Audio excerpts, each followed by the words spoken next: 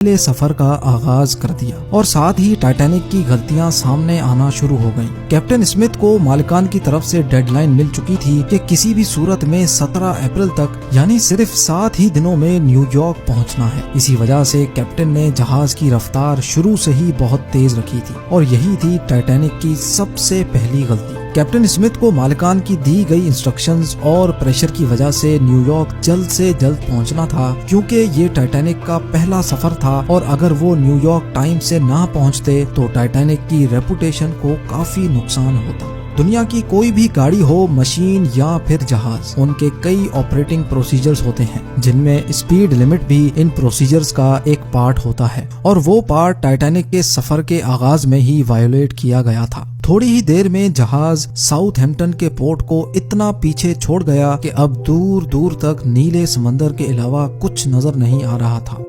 Mistake number 2، اب Titanic کو چلتے ہوئے 3 دن گزر چکے تھے۔ فرانس اور آئرلینڈ میں تھوڑی دیر کے اسٹاپ کے علاوہ ٹائٹینک پچھلے 72 گھنٹوں سے مسلسل نیو یارک کی طرف بڑھتا چلا جا رہا تھا۔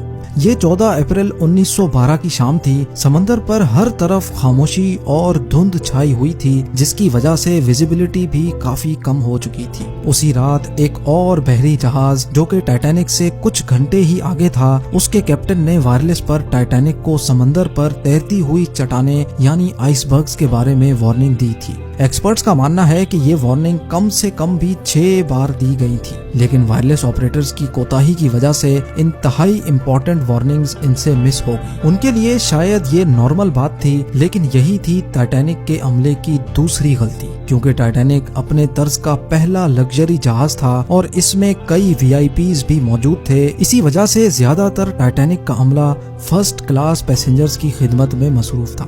اگر ان وارننگز کو سیریس لیا جاتا تو آگے کا پورا سین ہی الگ ہوتا۔ مسٹیک نمبر 3، جہاز کی اسپیڈ بھی زیادہ تھی اور ان سے ایک بہت امپورٹنٹ وارننگ بھی مس ہو چکی تھی۔ ٹائٹینک اب تیزی سے انتہائی بے خوف انداز میں آئس برگ کی رینج میں بڑھتا چلا جا رہا تھا، لیکن ابھی بھی ٹائٹینک کو حادثے سے بچایا جا سکتا تھا، کیونکہ جہاز کے پہرے دار الرٹ تھے جو کسی بھی آئس برگ کی اطلاع دور سے دیکھنے پر ہی کیپٹن کو دینے کے لیے ریڈی تھے۔ لیکن دور سے دیکھنے کے لیے ان کے پاس ایک چیز موجود ہی نہیں تھی، اور وہ چیز تھی دوربین۔ جی ہاں، پہرے دار الرٹ تو تھے، لیکن وہ آئس برگ کو دوربین نہ ہونے کی وجہ سے دور سے نہیں دیکھ سکے، اور یہی تھی ٹائٹینک کی تیسری غلطی۔